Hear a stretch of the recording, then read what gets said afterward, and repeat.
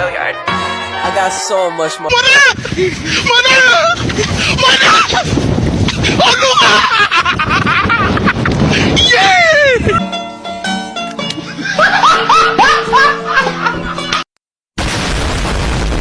it down, bring it back, make it clap. I got 3 old thoughts, new guap, where that thing. Bitches on my line, and you know Dan meminta pemerintah menutup TikTok Shop. Setelah diadakan rapat terbatas, pemerintah resmi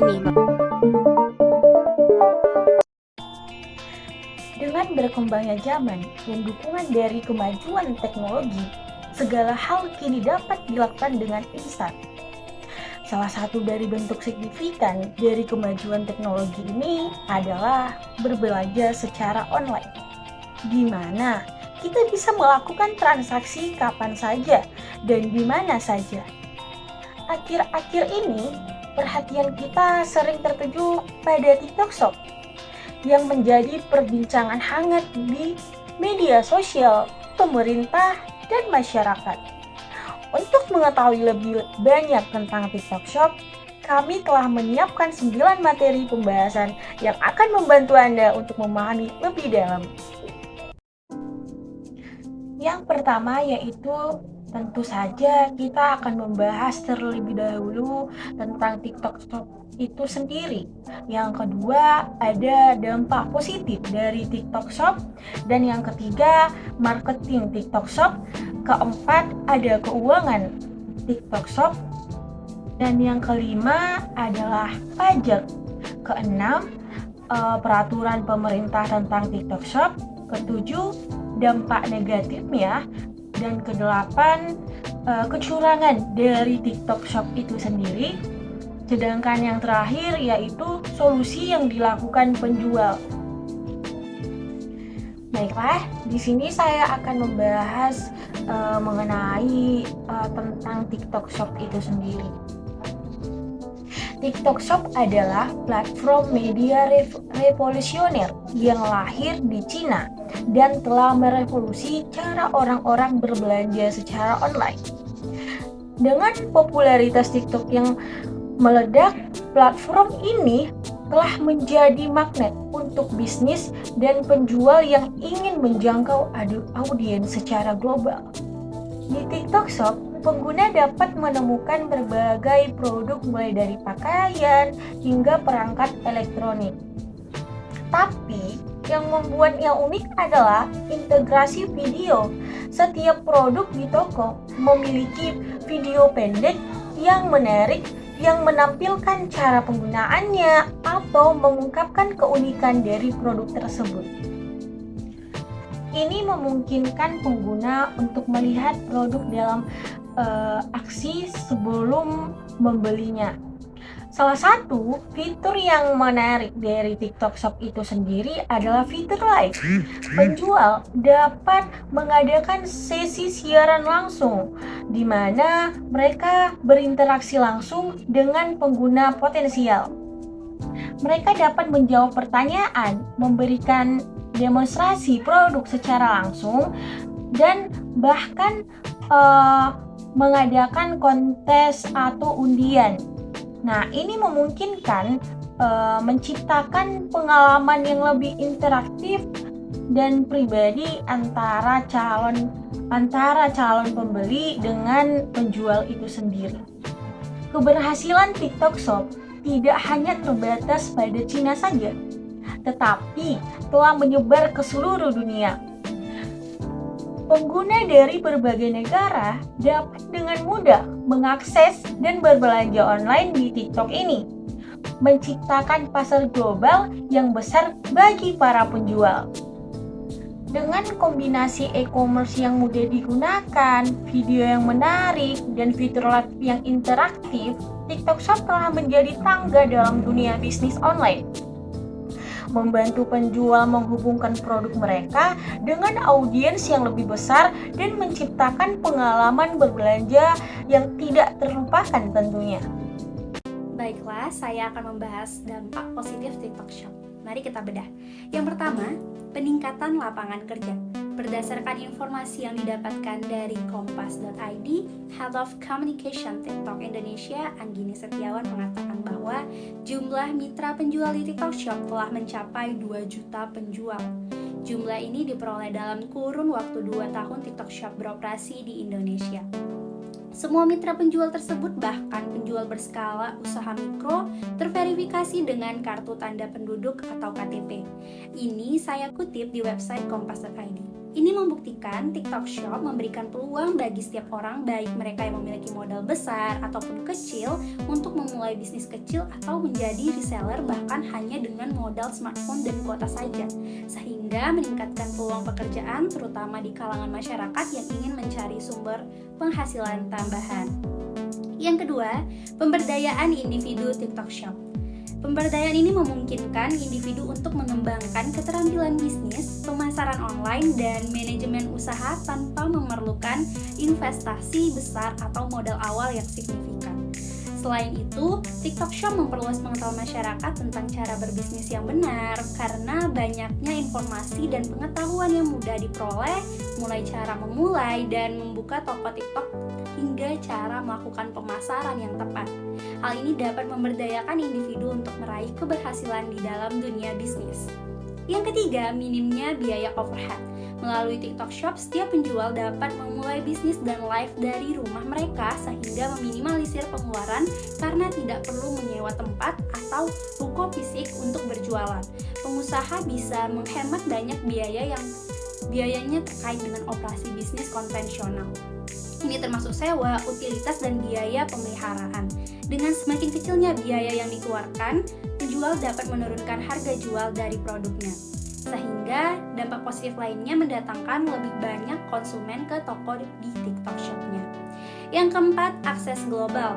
TikTok sebagai platform sosial media global memungkinkan pedagang online untuk mencapai audiens yang lebih besar dan bahkan internasional.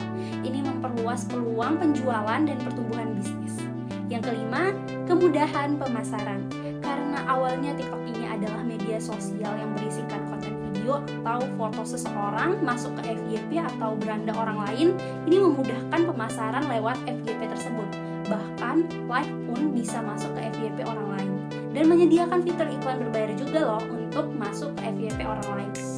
Ini memudahkan pelaku bisnis menjangkau pelanggannya, dan ini merupakan flow kampanye pemasaran yang menarik dan efektif. Yang keenam ialah inovasi produk. TikTok Shop mendorong kreativitas dalam pengembangan produk dan desain.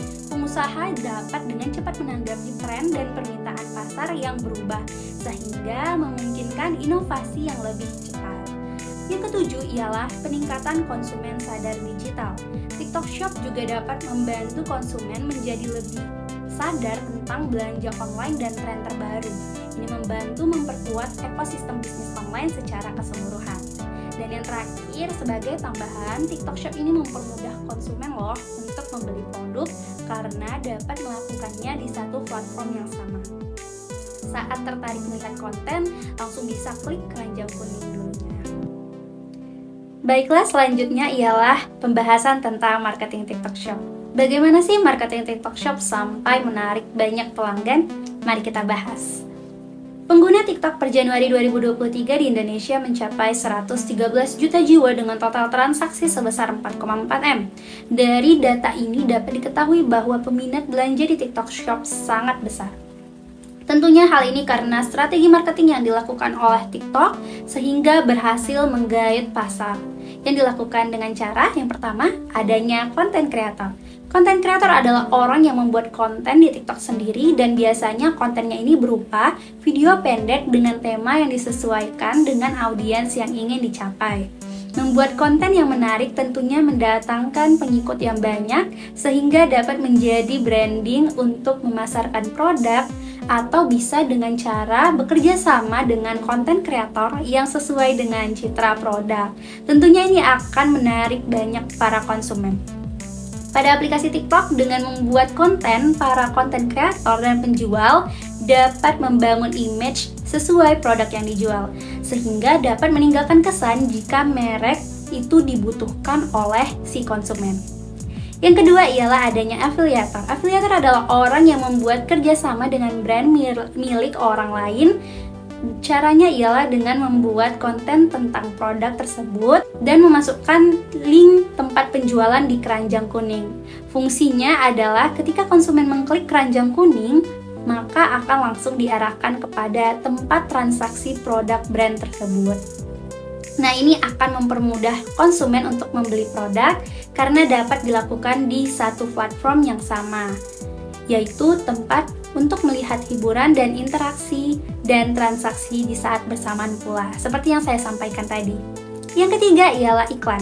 Mirip seperti pada platform lainnya, perusahaan dapat memasukkan iklan di TikTok tanpa melalui konten kreator.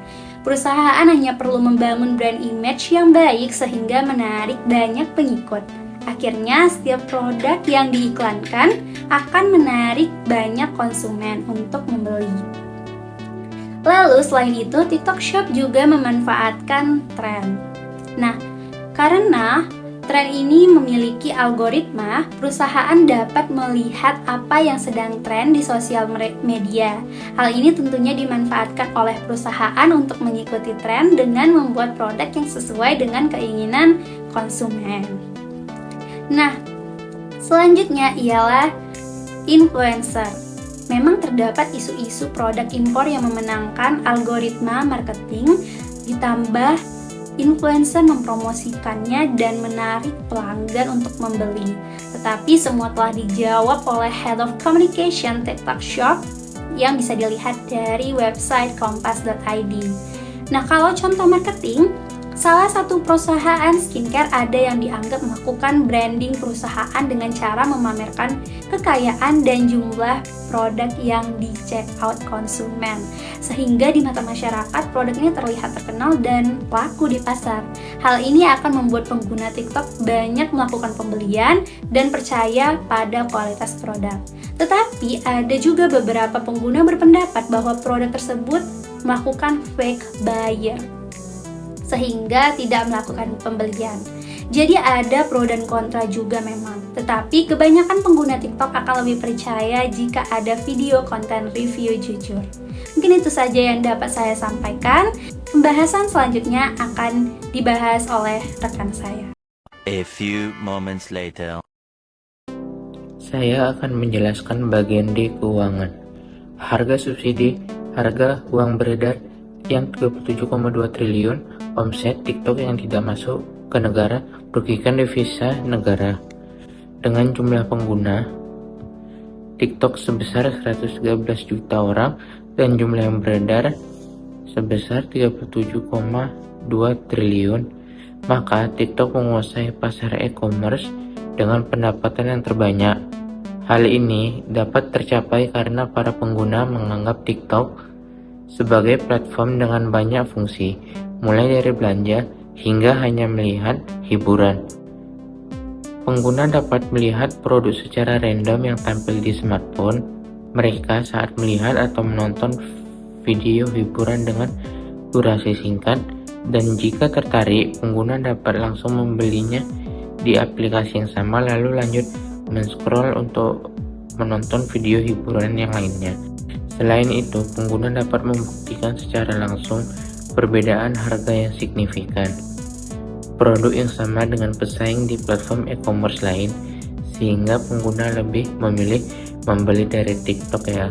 Hal ini karena adanya subsidi atau harga diskon yang diberikan oleh TikTok kepada konsumen, hingga uang yang beredar di TikTok juga mencapai 37,2 triliun. Uang tersebut akan beredar di Cina, tidak kembali ke Indonesia, dikarenakan TikTok merupakan perusahaan Cina. Sehingga perputaran uang berhenti, uang yang beredar di masyarakat pun berkurang. Kemampuan membeli masyarakat yang menurun, akhirnya pajak yang diperoleh negara pun berkurang. Pendapatan yang diperoleh untuk belanja negara juga menurun. Uang yang beredar tersebut tidak terkena pajak oleh Indonesia, akibatnya tidak ada pemasukan untuk devisa negara. Demikian penjelasan saya, terima kasih. Pajak PPh UMKM. Pajak UMKM harusnya pendapatan bayar, tapi mereka nggak lapor pajak e-commerce TikTok yang tidak ada karena tidak mengikuti peraturan pemerintah. Di Indonesia, tata cara pelaporan pajak adalah self-assessment yang artinya wajib pajak berinisiatif dalam kegiatan menghitung, memungut, dan melaporkan pajaknya sendiri. Hal ini tentunya menjadi kesempatan bagi masyarakat untuk berbuat curang dengan cara memalsukan pendapatan mereka atau tidak sama sekali melaporkan pendapatan mereka. Contohnya adalah banyaknya UMKM yang melalui TikTok mendapatkan pendapatan mencapai 1 miliar per hari yang harusnya tidak layak disebut sebagai UMKM lagi. Tapi karena mereka tidak melaporkan pendapatannya secara jujur, maka pajak yang ditanggung juga kecil atau tidak ada sama sekali. Aplikasi TikTok juga memiliki izin lapor sebagai sosial media, bukan e-commerce, sehingga tidak ada pajak yang dibebankan. Keseluruhan tindakan ini pada akhirnya merugikan negara dengan berkurangnya devisa negara, padahal perputaran uang terjadi terus-menerus. Jika terus dibiarkan, maka akan mengakibatkan kerugian semakin besar bagi Indonesia. Kemendag dan Kominfo mengatakan TikTok itu punya izin media sosial tetapi nggak punya izin e-commerce, ya diblokir jadinya. Sejak hadirnya TikTok di Indonesia, TikTok hanya berizin sebagai sosial media commerce. Kemendag menyatakan bahwa TikTok seperti TV, artinya hanya dapat digunakan untuk mempromosikan barang atau jasa, tetapi tidak dapat digunakan untuk bertransaksi. Tujuan utama dari platform sosial commerce ini hanya untuk memfasilitasi promosi dan memperkenalkan produk atau jasa kepada masyarakat tanpa terlibat dalam proses transaksi jual beli. TikTok sudah melanggar perizinan dengan menambahkan fitur TikTok Shop. Nah, di dalam fitur TikTok Shop, di mana pengguna dapat bertransaksi di dalam TikTok Shop. Untuk mencegah hal tersebut, lahirlah peraturan baru Kemendag nomor 31 tahun 2023. Dalam peraturan tersebut disebutkan, social commerce hanya dapat memfasilitasi promosi barang atau jasa dan dilarang untuk menyediakan transaksi pembayaran. Untuk menjaga persaingan usaha yang sehat, social commerce wajib melakukan beberapa hal. Yang pertama itu menjaga tidak ada hubungan antara sistem elektronik perdagangan melalui sistem elektronik atau PMSA dengan yang di luar sarana PMSA. Yang kedua, menjaga data pengguna sosial media dan tidak boleh digunakan untuk PMSA atau perusahaan afiliasi. E-commerce tidak boleh menjual barang impor di bawah harga Rp1.500.000. Pemerintah juga resmi melarang e-commerce menjual barang impor di bawah 100 juta USD atau 1.500.000, sehingga PMSA yang melakukan kegiatan bersifat lintas negara wajib menerapkan harga barang minimum pada sistem elektroniknya untuk pedagang atau merchant yang menjual langsung barang jadi asal luar negeri ke Indonesia.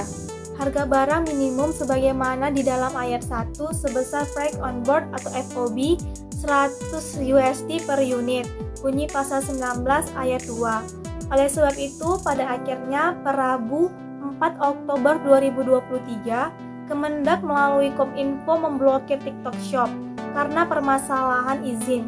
Diharapkan hal ini juga dapat memperbaiki devisa negara agar tidak merugi.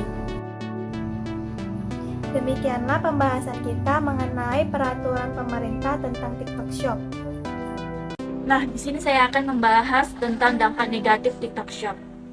Dampak negatif bagi pedagang offline, terutama di Tanah Abang, merupakan persaingan yang tidak sehat antara penjual online dan offline, di mana ruko atau tempat bagi pedagang offline itu harus ada, sedangkan bagi pedagang online tidak perlu ada. Mereka cukup berusaha di rumah mereka. Inilah yang menyebabkan kerugian besar bagi pedagang offline.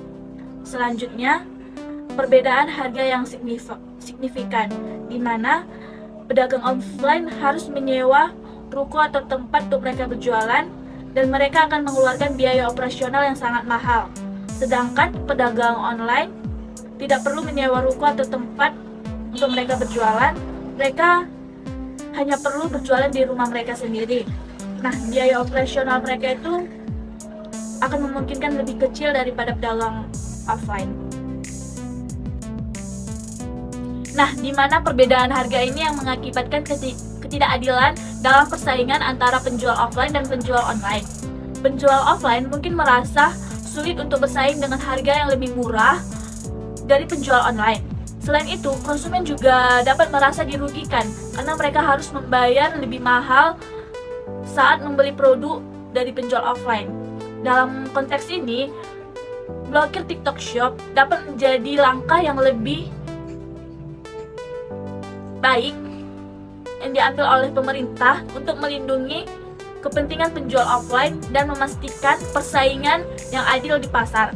Dengan memblokir TikTok Shop, pemerintah berharap dapat mengurangi perbedaan harga yang signifikan antara penjual online dan offline, sehingga penjual offline dapat tetap bersaing dengan adil. Namun, penting dicatat bahwa pemblokiran TikTok Shop juga dapat memiliki dampak negatif bagi penjual online yang menggunakan platform tersebut sebagai sumber penghasilan.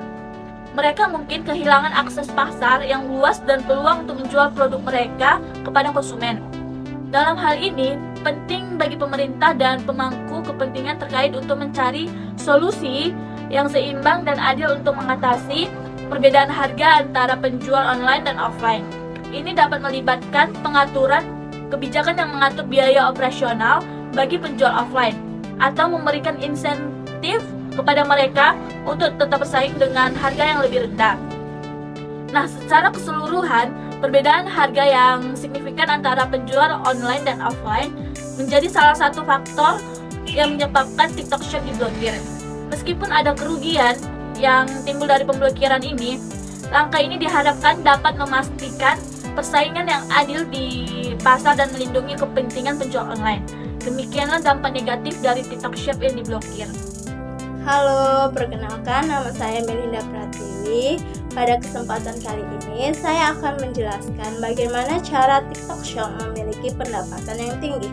Cara TikTok Shop memiliki pendapatan yang tinggi karena mereka melakukan pengumpulan data penonton dan mengetahui produk yang dibutuhkan oleh penonton dan membuat produk tersebut. Memainkan video untuk produk tersebut cepat viral dan FYP. Seperti masyarakat Indonesia banyak membutuhkan skincare. Nah, mereka membuat skincare yang lebih bagus sehingga mampu bersaing oleh skincare yang ada di Indonesia. Cara lain mengapa TikTok Shop dapat meraup untung yang besar. Karena perusahaan mengumpulkan data-data penonton untuk mengetahui apa yang sedang mereka tonton tentang usia, status ekonomi, kebiasaan, kesukaan, dan apa yang dibutuhkan oleh pelanggan. Sehingga TikTok dapat menggunakan data tersebut untuk membuat produk yang paling mereka butuhkan. Dengan cara ini, produk akan minim gagal di pasar sehingga TikTok dapat meraup untung yang besar dan tanpa terkena pajak. Contohnya adalah negara Indonesia yang merupakan negara tropis. Pasti membutuhkan skincare yang melembabkan dan memutihkan. Oleh karena itu, perusahaan menciptakan skincare asli dari Cina sebagai jawabannya. Dengan mengatur algoritma, maka produk tersebut sering lewat di smartphone saat sedang scroll TikTok karena memiliki kegunaan seperti kebutuhan pengguna, maka banyak pengguna yang tertarik mencobanya.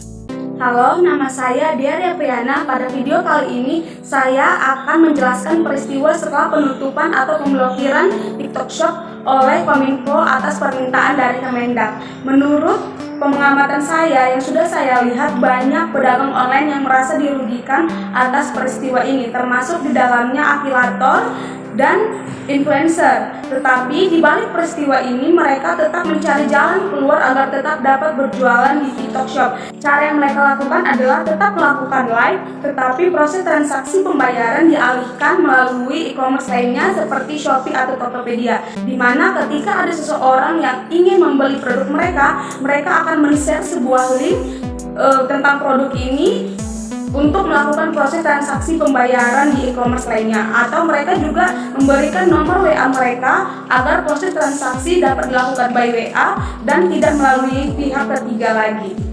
Tetapi menurut kelompok kami, langkah yang diambil pemerintah dalam kasus ini Kominfo dan Kemendak sudah cukup baik dalam menangani kasus TikTok Shop ini.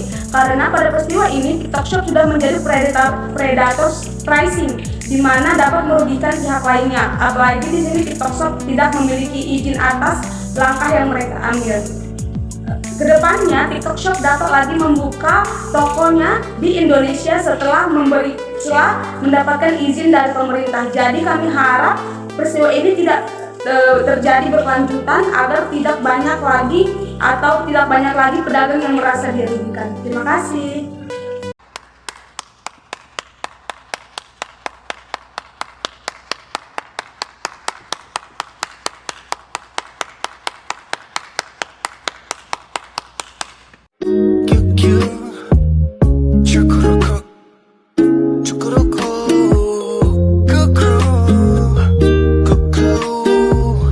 Part 2